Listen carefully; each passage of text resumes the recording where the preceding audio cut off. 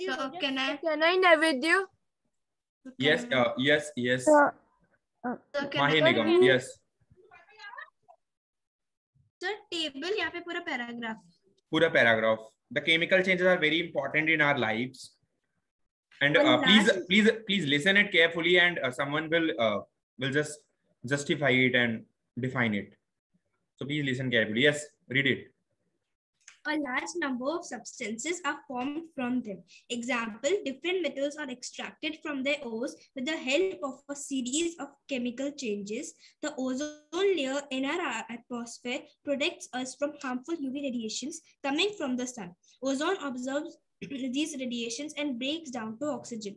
Apart from the above mentioned changes, many other changes may occur in a chemical change. Example, sound may be produced, a change in smell may occur, a color change may take place, etc. So table Okay. B? No. First of all, can anyone justify it?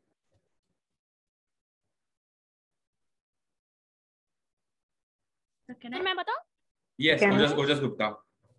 हाँ sir, तो sir Yes. इसमें लिखा है कि sir जो कुछ daily chemical compositions है जो सर हमारी लाइफ में होते हैं सर, जैसे कि वो जो सर ओर्स होते हैं उससे सर कुछ मिनरल्स एक्सट्रैक्ट होते हैं सर, जैसे कि सर हमारा कार्बन होता है, उससे सर ग्रेफाइट और डायमंड निकलता है, जबकि सब्सटेंस में चेंज होता है। तो सर ये केमिकल चेंज हो गया एक। और सर एक है यूवी रेडिएशंस वाला, यानी कि जो सन की रेज आती है वो हार्मफुल होती है हमारे लिए, तो यूवी रेज के द्वारा फिल्टर की जाती हैं, इसीलिए सर ये दो चेंजेस हमारे ओजोन के द्वारा फिल्टर की जाती है। हाँ सॉरी, ओजोन के द्वारा फिल्टर की। चलो हम बताते हैं। देखो, कहने का मतलब ये है, सबसे पहले write it please. The chemical changes are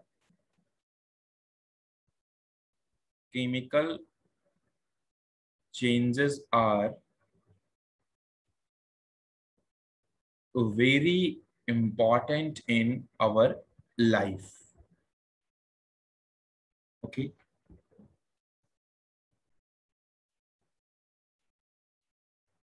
There are, please write it. Sir, after this, can I ask a doubt? Please, can you pass the doubt in the end of the class? Okay, sir. Yeah. There are huge number of changes. There are huge number of changes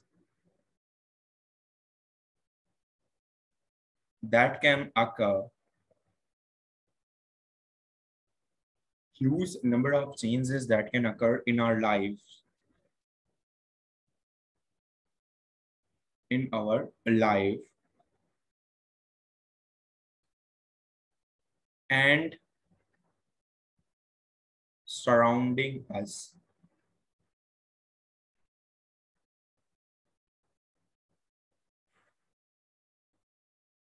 Some of them are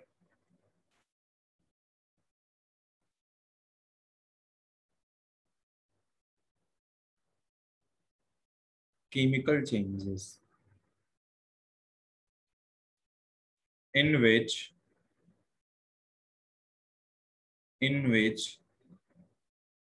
most of the chemical change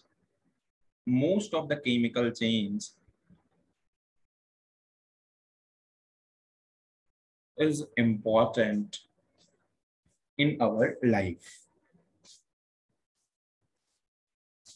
तो बहुत सारे changes होते हैं, उनमें कुछ chemical changes होते हैं हमारे सराउंडिंग में, और उन केमिकल चेंजेस में कुछ केमिकल चेंजेस ऐसे हैं या अधिकतर केमिकल चेंजेस ऐसे हैं जो हमारी लाइफ के लिए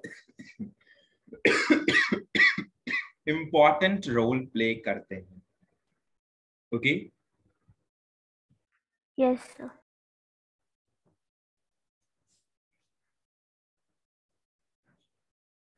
जैसे कि a large number of substance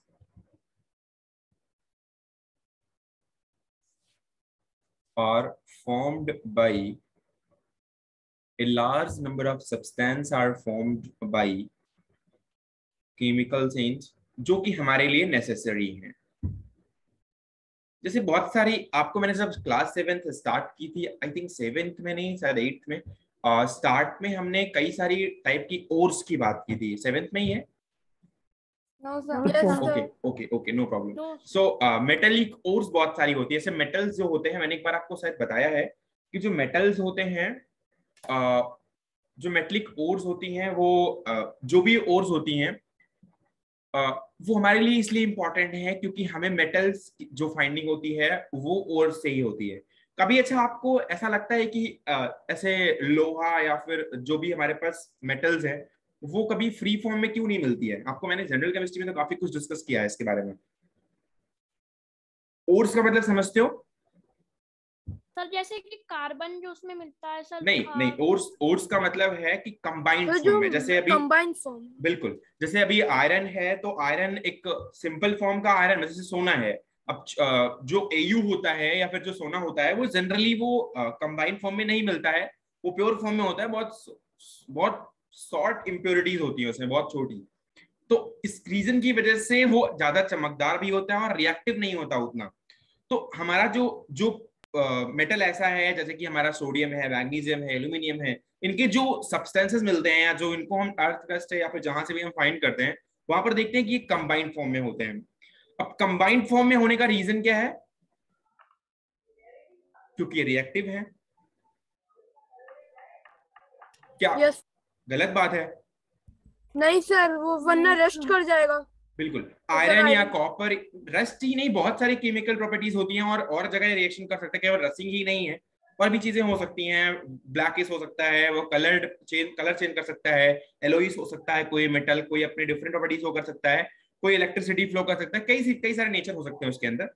लेकिन जो हमारा मेटल है, अगर जो हमें और मिलती है अर्थ क्रस्ट से, अगर अर्थ क्रस्ट से हम मिलने वाली ओर से मेटल को एक्सट्रैक्ट ना कर पाए, अगर वो केमिकल चेंज हम ना कर पाए, तो हमारी लाइफ में आयरन को या हमारी लाइफ में सिल्वर को या फिर हमारी लाइफ में कॉपर को या एल्यूमिनियम को ऐसे सिंपली यूज नहीं किया जा सकता है, right?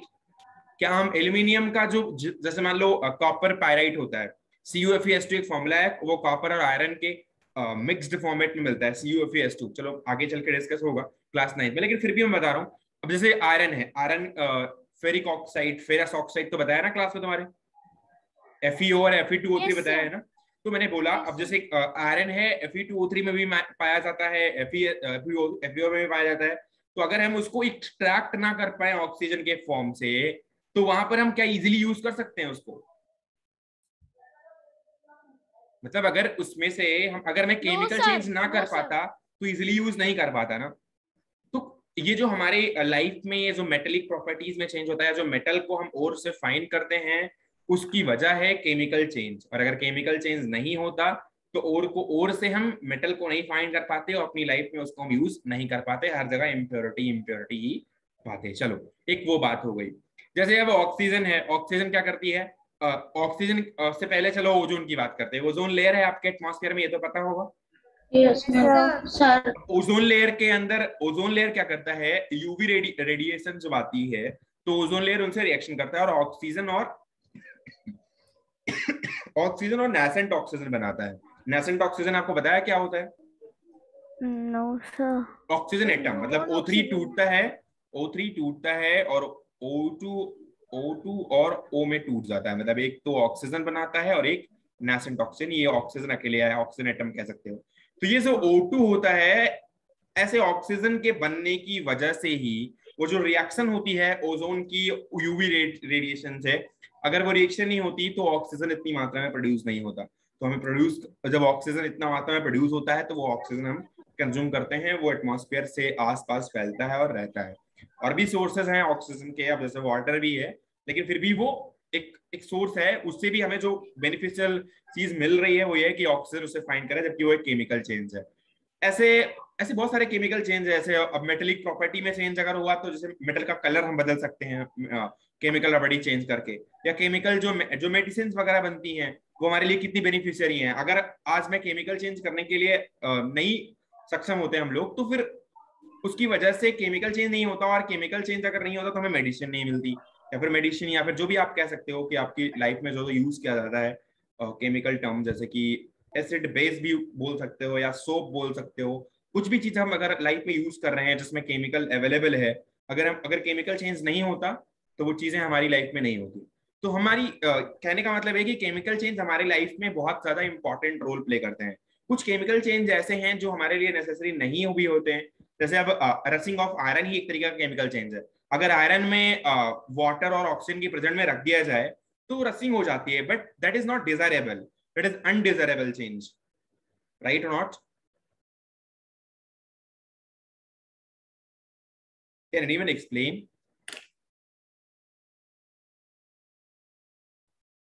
Your voice is not coming. Can anyone explain? Sir? हाँ बोलो. Can anyone summarize?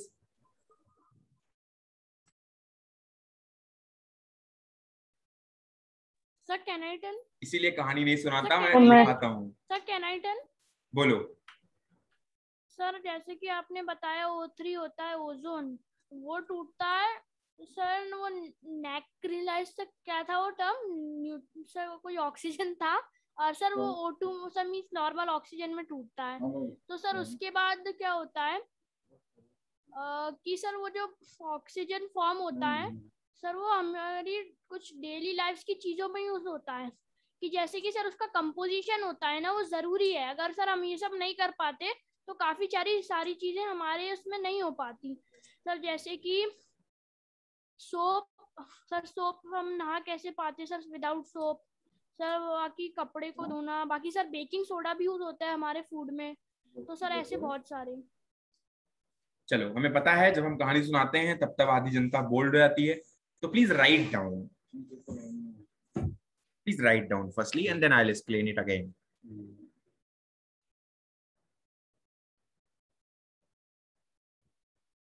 तो पहला पॉइंट लिखना, extraction of metal, extraction of metals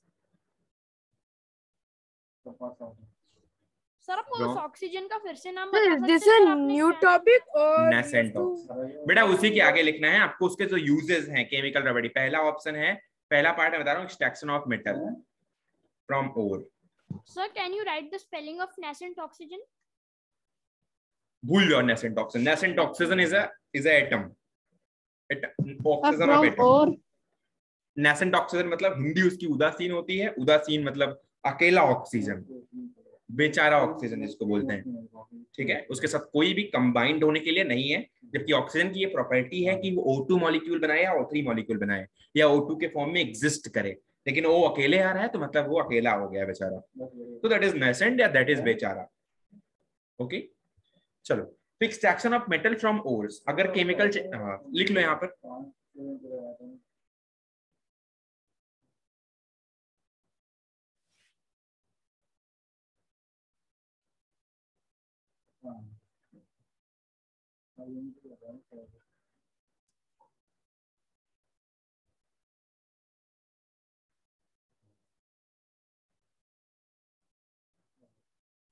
we extract metal by ore due to chemical change and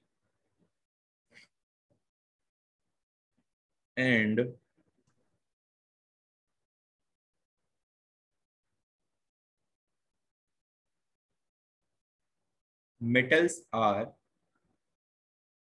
very important in our life.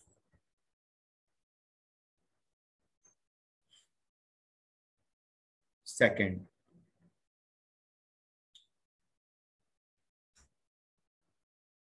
formation of oxygen by O3 यानी कि ozone due to reaction with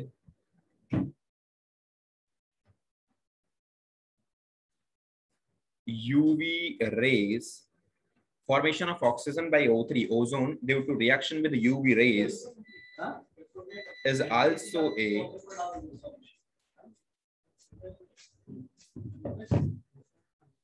chemical change, and that oxygen कितनी important है हमारी life में, हर कोई जानता है, एक बच्चा बच्चा जानता है इस बात को। गलत बात है? Yes sir. नहीं सर, सही बात है। नहीं Good. मतलब मैं कह रहा हूँ, Good नहीं सर, सर मैं ये कहना चाह रहा था कि ऑक्सीजन का यूज उसका, इसके लिए सर मैंने यस बोला। ओके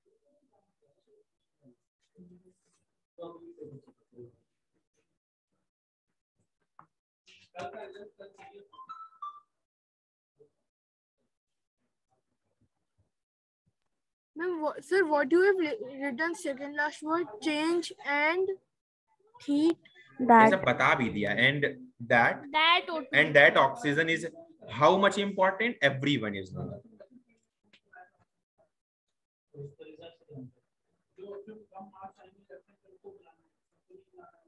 ठीक है, लिख लिया?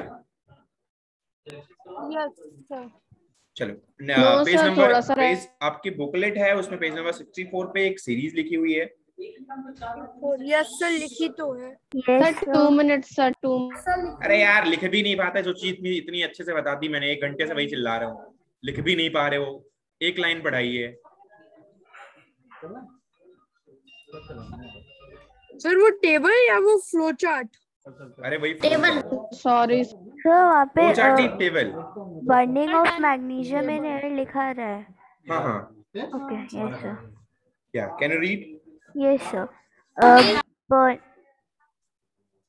या start. Burning of magnesium in air. When magnesium ribbon is heated in a flame of Bunsen burner, it catches fire and burns with a dazzling white flame to form white ash. Means magnesium, when reacts with oxygen, forms magnesium oxide. Rusting of iron. When iron is left exposed to moist air for a few days, reddish brown powdery mass is found on it. Means iron, when reacts with oxygen from air plus water vapor, it becomes rusted. Burning of LPG. When LPG is burnt, it burns with a pale blue flame and liberates colorless gas carbon dioxide along with steam. Means butane LPG when reacts with carbon dioxide gives us when reacts with oxygen gives us carbon dioxide and water. Okay, so 3 different changes are given on your screen and on your table. So एक बहुत ही famous change है जो कि rushing of iron है, and everyone is knowing about that, I think. Yes sir. Okay. तीसरा change भी जो burning of LPG है, everyone is knowing about that. Do you know about that or not? Yes sir. Flame में अभी आपने burner वगैरह में आपने देखा होगा उसको, एक जो फ्लेम निकल करके आती है उसके कलर को भी लोगों ने देखा होगा, ऑब्वियसली ब्लू कलर। ब्लू होता है। और उसमें जो कार्बन डाइऑक्साइड होता है वो मतलब carbon dioxide as it is निकल रहा होता है और वो एक ब्लू कलर की फ्लेम दिखाई पड़ती है आपको लगातार, जैसे ही आप ट्रांसपेरेंट जलाना आज और उसको फिर से देखना, ट्राई करना उस पे ब्लू कलर देखने का, राइट? कभी कभार ग्रीनिश भी तो निकलती है। Good observation. Good observation. Okay, so आपको मैं कुछ एग्जांपल्स ऐसे, जैसे अभी बर्निंग ऑफ, इसको एक बार देख भी सकते हो, लाओ मैं लिखा देता हूँ ऐसे। तो रसिंग ऑफ आयरन आपको कई बार मैंने क्लास में बताया शायद। Yes sir.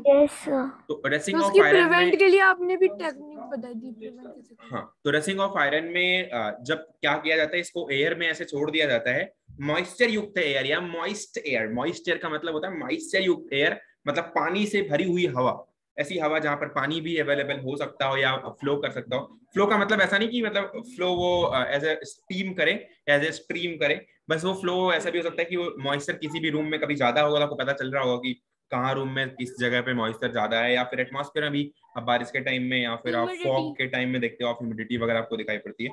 तो आप रसिंग ऑफ आयरन कह सकते हैं कि रसिंग ऑफ आयरन कैसे होता है, व्हेन Fe यानी कि आयरन, Fe तो जानते हो ना सभी, अब तो बार बार बताना नहीं पड़ेगा। Yes, sir. Fe यानी कि Sir. Iron Fe56 kept in the moist air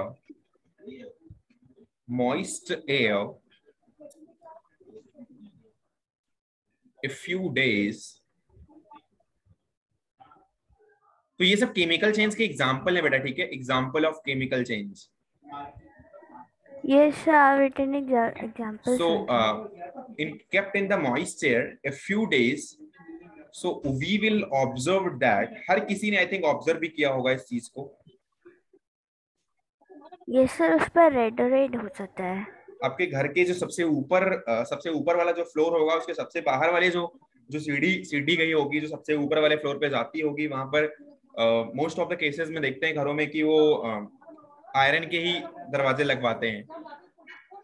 किसी के घर में ऐसा है या नहीं? सर वो आयरन की सीढ़ी है सर, सबसे सर ऊपर मेरे जो यहाँ पे टंकी सर पे आयरन की लेडर है सर, मेरे यहाँ पे उसमें सर लोहे का गेट लगा है, लोहे का. सबसे ऊपर लोग लोहे का ही लगवाते हैं, जल्दी से टूट नहीं ना सर, पाए कोई. सबसे अगर ऊपर हमारा सर उसका डोस का लगा सर है. हमारे वहाँ पे सबसे लोहे ऊपर का लोहे ही का है, तो है. सर वहाँ पे बहुत तो सारी अगर रखते हैं. अगर सबसे ऊपर लोहे का लगवाते हैं और तो सबसे ऊपर पानी आने के चांसेस भी सबसे ज्यादा ही होते हैं. तो पानी आने के चांसेस सबसे ज्यादा होते हैं. तो आप देखते हैं कि मोस्ट ऑफ द केसेस में जब भी आपके घर में कभी जंग दिखाई पड़ता है या फिर जब रसिंग दिखाई पड़ती है, तो सबसे ऊपर वाले जो दरवाजा होता है ना, उसी में ज्यादातर दिखाई पड़ती है, क्योंकि वहां पर पानी बहुत ज्यादा बारिश हो रही होती है और oxygen as it is maintained है ही.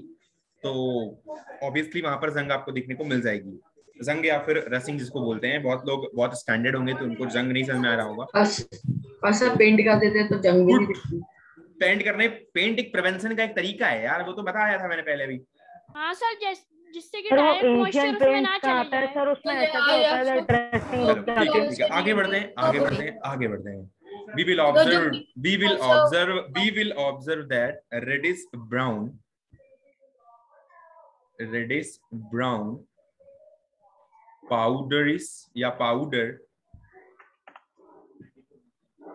mass is found on its surface.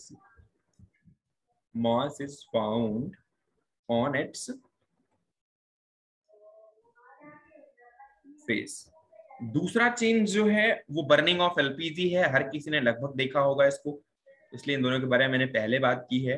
Burning of LPG, ये आपके कॉमन एग्जांपल्स जो दिए हैं उनमें से मैंने लिया हुआ है. सोडियम भी बर्न करता है. Good. So when LPG is burned, आप लिख लेना, when LPG is burned,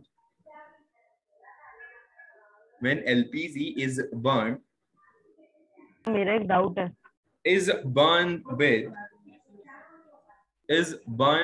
it burns with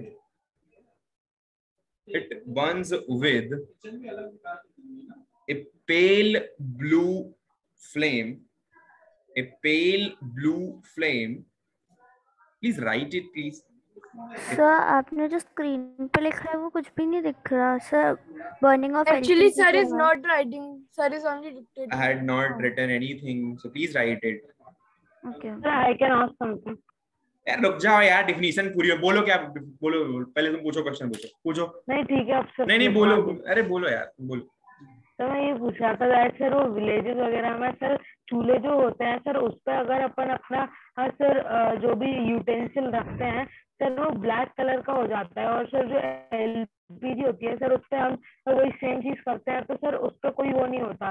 तो सर वो ऐसा क्यों? क्योंकि आपके लकड़ी में कार्बन की मात्रा ज्यादा होती है, हाइड्रोकार्बन ज्यादा होता है, और कार्बन की मात्रा ज्यादा होने की वजह से वो ज्यादा कार्बन निकलता है, वहां से प्रोड्यूस होता है, इसलिए वहां पर ज्यादा आपको ब्लैकिश कलर दिखता है. जबकि एलपीजी में ऐसा दिखाई नहीं पड़ता क्योंकि कार्बन की मात्रा कम होती है. That's all. और कार्बन हमेशा जलने के बाद ब्लैकिश कलर का ही होता है. तो this is all the reason. Okay sir आप फिर से डिक्टेट कर सकते हैं एक बार? बेटा कार्बन की मात्रा लकड़ी वगैरह में ज्यादा होती है. Burning of LPG. अरे बुक में लिखी है. अरे बुक में लिखी है, देख लो. हाँ yes okay, I can write from. Wait I am writing on the screen please. Wait.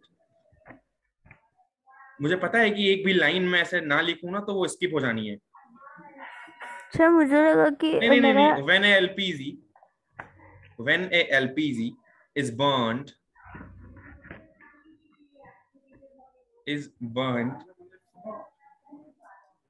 it burns with a pale blue flame. It burns with a pale blue flame. Pale blue flame. Pale blue flame.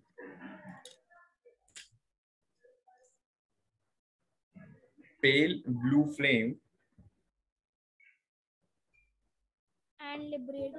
And liberates colorless gas, carbon dioxide along with the stem.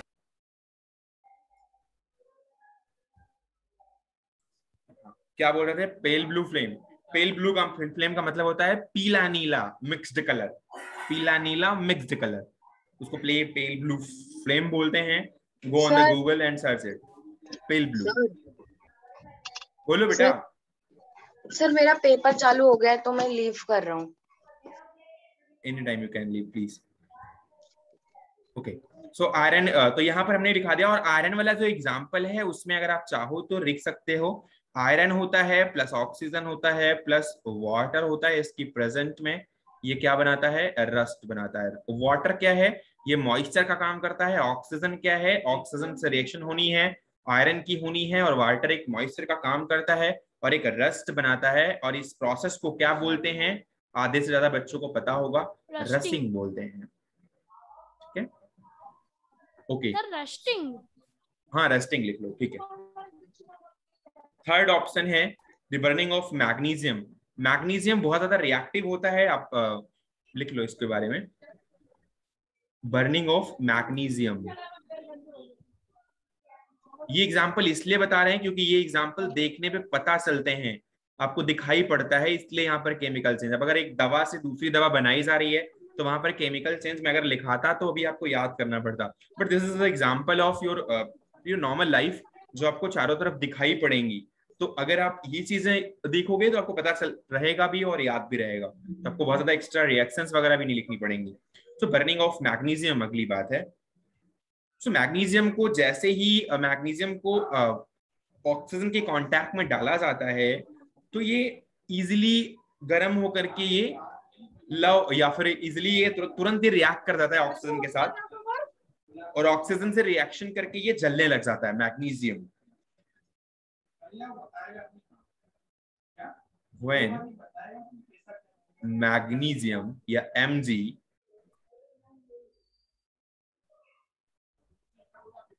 will be heated in a flame of Bunsen burner, it catches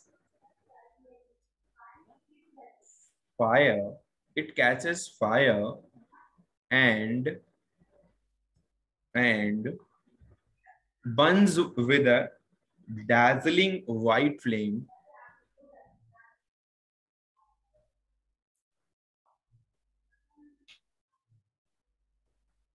Burns with a dazzling white flame.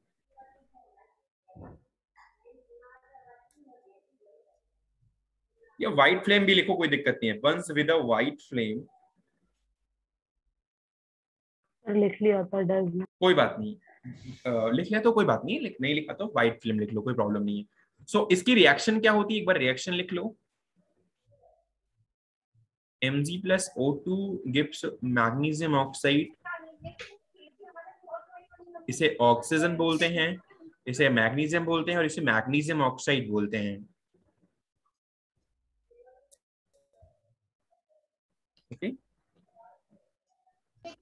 Magnesium की valency +2, oxygen की -2, तो sir O2 क्यों लिया हमने? बेटा O2 इसलिए लिया क्योंकि ऑक्सीजन की जब हम रिएक्शन करेंगे O2 लेंगे, क्योंकि ऑक्सीजन नेसेंट ऑक्सीजन के फॉर्म में नहीं लिया जाता है, जबकि वो ऑक्सीजन अपने मॉलिक्यूलर फॉर्म में लिया जाता है. तो आप जब भी रिएक्शन करने जाओगे ऑक्सीजन से किसी भी सब्सटेंस की रिएक्शन करोगे, चाहे आप हाइड्रोजन ऑक्सीजन की रिएक्शन कर रहे हो, H2 + O2 लिखते हो आप, यहाँ पर H और H2 + O बना सकता था H2O इजिली, क्या किसी को दिखाई नहीं पड़ा? ऐसा लगता है सबको पता था भैया ये एक ऑक्सीजन है और यहाँ पर 2 हाइड्रोजन है, आराम से वाटर बन रहा था। लेकिन यहाँ पर H2+O2 लिखने की क्या जरूरत है, क्योंकि ये अपने मॉलिक्यूलर फॉर्म में एग्जिस्ट करता है sir due to law of conservation of mass. बिल्कुल। तो यहाँ पर H2+O2 तो इसको ट्वाइस करना पड़ता है और ये 2H2O बनाता है। तो यहाँ पर ये ऐसे कुछ कंफर्मेशन आती है, लेकिन आपको इसको मॉलिक्यूलर फॉर्म में रखना है, ना कि आपको इसको एटॉमिक फॉर्म में रखना है, क्योंकि ये गैसेस हैं और ये मॉलिक्यूल्स बनाती हैं। तो ऑक्सीजन जब मैग्नीशियम के साथ रिएक्शन करने जाएगा तो वो ऑक्सीजन रेडिकल या ऑक्सीजन नेसेंट लेकर के नहीं, बल्कि वो O2 फॉर्म में जाएगा। तो O2 फॉर्म जब रिएक्शन करेगी Mg के साथ तो वो मैग्नीशियम ऑक्साइड यानी MgO बनाएगी। और क्योंकि मैग्नीशियम के पास +2 ऑक्सीडेशन स्टेट या +2 चार्ज है और ऑक्सीजन के पास -2 चार्ज है, तो +2 और -2 कंबाइन करेंगे। आपको मैंने क्रॉस मल्टीप्लिकेशन से एक लिखने का तरीका ही बताया कि फॉर्मूला कैसे लिखते हैं। तो आई डोंट थिंक किसी को समझ नहीं आया होगा, बट मैग्नीशियम ऑक्साइड, मैग्नीशियम का +2 नीचे लिखना, ऑक्सीजन का -2 नीचे लिखना, क्रॉस मल्टीप्लाई करना, Mg2O2 बन जाएगा, दोनों को कैंसिल कर देना, मैग्नीशियम ऑक्साइड। बहुत सारे क्वेश्चन करवाए इसके मैंने। अगर कोई दिक्कत है तो मेरे को बता दो। यानी सर ऑक्सीजन हमेशा मॉलिक्यूलर फॉर्म में पाया जाता है? बिल्कुल बिल्कुल। ऑक्सीजन जब भी रिएक्शन करने जाएगी, कोई भी आप रिएक्शन लिखोगे, आप मॉलिक्यूलर फॉर्म में ऑक्सीजन को लिखोगे, O2 से रिएक्शन करवाओगे। ठीक है, भले ही उसके लिए आपको, भले ही बाद में उसके लिए आपको बैलेंस करना पड़े, लॉ ऑफ मास कंजर्वेशन से आपको बैलेंसिंग करनी पड़े, लेकिन आपको भले ही सामने वाले की मात्रा बढ़ानी पड़े। जैसे हाइड्रोजन और ऑक्सीजन की रिएक्शन में H2O2 अगर रिएक्शन करता तो यहाँ पर दिक्कत तो ये रहती, क्योंकि यहाँ पर राइट साइड में आप H2O अकेले लिखते तो प्रॉब्लम है। जब तक दोनों साइड आप हाइड्रोजन और दोनों साइड ऑक्सीजन के नंबर बराबर नहीं होंगे तब तक दिक्कत आएगी। हमने लॉ ऑफ मास कंजर्वेशन बताया हुआ है। सारे बैलेंस है ना? कौन सा वाला?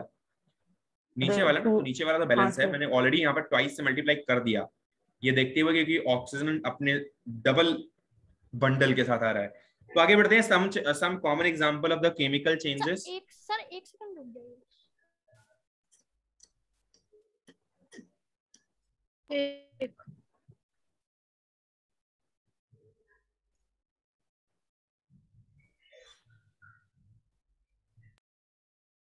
यस सर, अब हटा दीजिए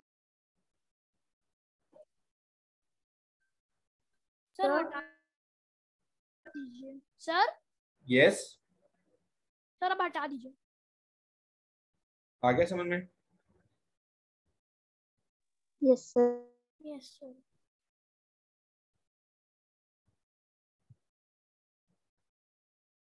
चल,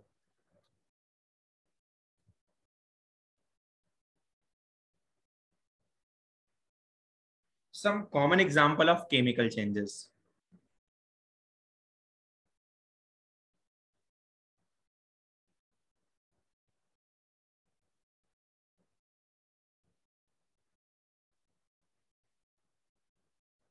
सर केमिस्ट्री में फ्लो चार्ट यूज होता है? Obviously, some common example of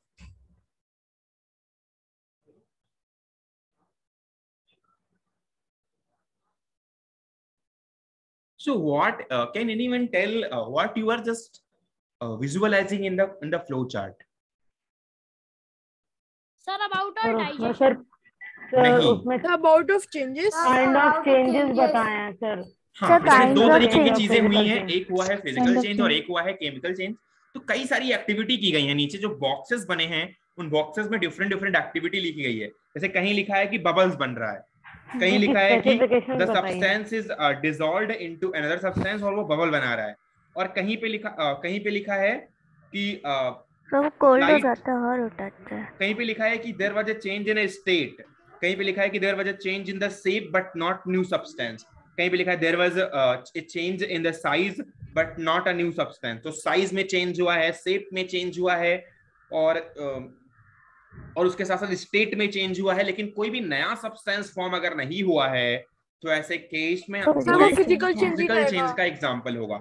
दूसरी साइड में आप अगर देखोगे तो वहां पर लिखा है एक there was a colour change, अगर एक्सपेक्टेड है, और या फिर जैसे कि एक और चीज लिखी है one substance dissolved in the another substance nothing appears to happen, कुछ भी घटित नहीं होता है। तो ऐसे केस में वो भी एक फिजिकल चेंज है, वहां पर एक मिक्सचर बन रहा होगा। जैसे कि हमारा जैसे हमने शुगर और वाटर का मिक्स बनाया, आपको क्या लगता है शुगर और वाटर जब मिक्स करते हैं तो वो क्या है, केमिकल चेंज है या फिजिकल चेंज है? Chemical. Chemical. Who is saying it is chemical change? Physical, sir. वो just physical change. Okay, Ojas, can you explain it how it is chemical change?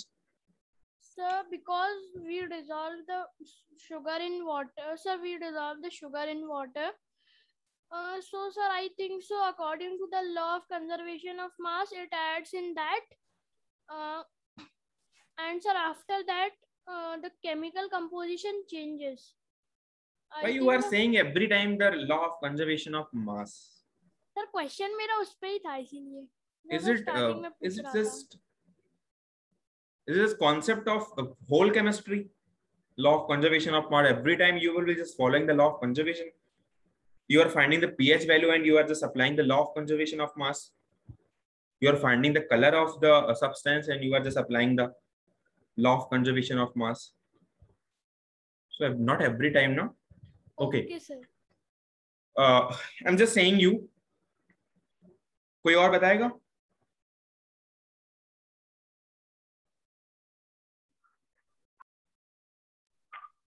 चलो, हमने थोड़े दिन पहले आपको एक बात बताई थी, अगर कोई चेंज किया जाए और उसको रिवर्स बैक किया जा सके तो that is not a chemical change. आप अगर शुगर को वाटर में डिसॉल्व करोगे कुछ टाइम के बाद, you are just going to do something कि आप उस वाटर से शुगर को एक्सट्रैक्ट आउट करने की कोशिश करोगे. कैसे करोगे?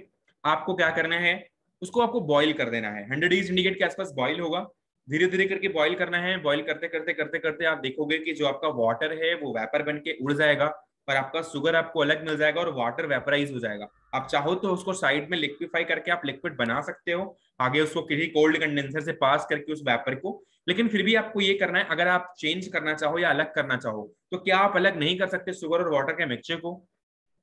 कर सकते हैं सर, कर सकते हैं. कर सकते हैं. If you can easily just separate out the water and sugar mixture, then how it can be a chemical change? अगर उसको सर 100 डिग्री टेम्परेचर से ज्यादा पे करें तो No, I'm not asking about the process. I'm just asking about that if you can easily change the sugar and water, if you can just easily separate out the sugar and water, then how you can just can we just say that it is a type of chemical change? Because in the chemical change there will be reaction. If there will be reaction, then that will not be revert back. Right? Yes, sir. It will be physical change. Yes, sir, वो physical change होगा. मैं आपको बताता हूँ कि होता क्या है. जो वाटर होता है ना, जो वाटर होता है, उस वाटर के बीच में जो स्पेस होता है, उस स्पेस में जाके शुगर के पार्टिकल बैठ जाते हैं और आपको विजिबल नहीं होते. आपको लगता है कि वो जो वाटर पार्टिकल हैं या शुगर पार्टिकल है, उन दोनों ने आपस में रिएक्शन कर लिया है, थोड़ा सा एलोइस कलर क्या आया, आपने तो ये बोल दिया कि वो केमिकल रिएक्शन है. वो कलर जो होता है वो उसके पार्टिकल जगह जगह मौजूद होने की वजह से, पर क्योंकि शुगर पार्टिकल जो होते हैं वो थोड़ा सा एलोइस होते हैं. आपको जब शुगर मिलती है, आपको जो जहां पर भी वहां भी आप देखोगे जहां बनती है वो थोड़ा सा एलोइस सब्सटेंस होता है, थोड़ा कलर्ड भी होता है वो. तो आप जब उसको देखते हो किसमिस से बनती है इसलिए वो येलो रहती. हाँ, जब आप देखोगे उसमें तो जो सब्सटेंस होता है वो शुगर का, वो वाटर के बीच में, जो वाटर पार्टिकल के बीच में जो स्पेस खाली होता है उसके बीच में जाके बैठ जाता है, उसके सब्सटेंसेस जो हमारे शुगर पार्टिकल के हैं. इसी की वजह से वो हमें विजिबल नहीं होते. लेकिन हम क्या सोचते हैं कि उन्होंने केमिकल रिएक्शन कर ली है. तो that is not a chemical reaction, that is a chemical, that is a mixture only. वहां पर फिजिकल चेंज हुआ है, केवल अपने स्टेट को भी चेंज नहीं करता, बस केवल बस स्थायी रूप से आपको विजिबल नहीं होता, बस वो इस रीजन की वजह से आपने उसको केमिकल चेंज बोल दिया है. So that is not a chemical change, that is a type of physical change. Physical. So only 16 students in the class. Why? Yes. Yes, sir. Yeah. Another shall have leave. Why? Sir, because they only come with time. They only come with time, मतलब? Sameer sir वो time देख के ही आते हैं, आते बस हैं. इतने से इतने तक ही पढ़ना है बस. समझ लो सर वो 2 क्लासेस तक ही कर देते हैं. तीसरी क्लास. सर कुछ बच्चों सर को एक ऐसा मुझे कभी-कभी पता है चलता कौन लीव कर गया जो आया था. सर ये तो शाश्वत है. कोई बात नहीं. सर मेरा एक Okay. क्वेश्चन है, आउट ऑफ टॉपिक है सर. मैं क्या बेटा out of topic there is nothing यार, प्लीज. एक तो सिलेबस सारा इतने सिलेबस इतना होता है यार, तुम लोग यार पता नहीं क्या करते हो यार, जबरदस्ती की बात करते हो. अभी क्लास खत्म हो गई, मैं 15 मिनट बात करके जाऊंगा यार. Please don't take anything about this outside of the syllabus. Please just wait for 15 minutes. Okay, sorry sir. I'll just give you time यार, please. जब भी आना हो आ जाओ, यहाँ पर ऑफिस में आ जाया करो, जो मन करनी है, बात करनी है उतनी करो यार. फर्जी बात नहीं क्लास में। Okay, so what kind of changes, जो हमने केमिकल चेंजेस में बात की है, there was a change in the smell, there is a new substance was form, और एक रिएक्शन आप थर्ड एरो में आप देखो, एरो नंबर 1 है, आप एक बार लेफ्ट साइड से एरो स्टार्ट करो तो एरो नंबर 4 से कुछ डार्केस्ट कलर आ रहा है ना, जहां पे बॉक्स है, लेफ्ट से स्टार्ट करोगे तो एरो नंबर 4 जो आपको दिख रही है जिसमें लाइट्स अप लिखा हुआ है। Yes sir. ओके, तो उस लाइट्स अप में अगर कोई लाइट्स अप हो रहा है, मतलब कोई ना कोई कलर में प्रॉपर्टी में चेंज आ रहा है, अगर कलर प्रॉपर्टी में चेंज आ रहा है तो वो भी एक तरीके का केमिकल चेंज का प्रॉपर्टी हो सकता है। और उसके जस्ट बाद वाला जो 5th एरो है उसमें लिखा है there was a change in the smell, अगर स्मेल में चेंज आया है तब भी एक तरीके का वो केमिकल चेंज है, क्योंकि कोई ना कोई रिएक्शन हुई है तभी स्मेल में कन्वर्जन हुआ है। अगर वो एज इट इज मेंटेन रहता, अपनी फिजिकल स्टेट को बनाए रखता, या फिजिकल चेंज करता, अपनी स्टेट को बनाए रखता, अपनी आइडेंटिटी को बनाए रखता, तो वो कभी भी स्मेल शो नहीं करता। उसके बाद अगला है ए न्यू सब्सटेंस इज फॉर्म्ड, अगर न्यू सब्सटेंस फॉर्म्ड हो रहा है तो वो भी एक तरीके का केमिकल चेंज है। उसके बाद एक बड़ा बॉक्स है, उसमें लिखा है one substance is dissolved into the another substance, और उसके नीचे कुछ एरो बनी है, उनमें आपको लिखा है पहला है once a new substance is formed, अगर एक सब्सटेंस को दूसरे सब्सटेंस में डिसॉल्व किया गया है और एक नया सब्सटेंस बना है, तो ऐसे केस में वो एक तरीके का क्या है, केमिकल चेंज है। अगर एक बबल जैसा आपको कुछ दिखाई पड़ रहा है, बबल निकल रहे हैं, तो वो भी एक तरीका का केमिकल चेंज है। अगर उसमें गॉट हॉट और कोल्ड, अगर कोई उसमें अगर वो गर्म हो गया है, ठंडा हो गया है, तो कहीं ना कहीं उसने अपने एनर्जी का लॉस किया है या एनर्जी एब्जॉर्ब करी है, और आपको ये भी बताया है कि एनर्जी एब्जॉर्ब होगी, एनर्जी लॉस होगी। प्लीज प्लीज यार, क्या हंसते रहते तुम लोग यार, जस्ट प्लीज प्लीज लिसन। क्या बोला अभी नैवेद्य महाजन, मैंने क्या क्या पॉइंट बोले बताओ? हॉट होना और कोल्ड होने का मतलब क्या हुआ? So can I tell? No, Navitya Mahajan. If one substance is dissolved in the another substance and it get hot or get cold, so how will you say it? It is a chemical change or it is a physical change? Navitya Mahajan. Sir, I don't know. But I just told it just before 2 minutes. Not 2 minutes, yeah, just before, in between 1 minute, and you don't know. So how many of you can answer this question? Sir, no, just raise your hand. How many of you can just answer this question?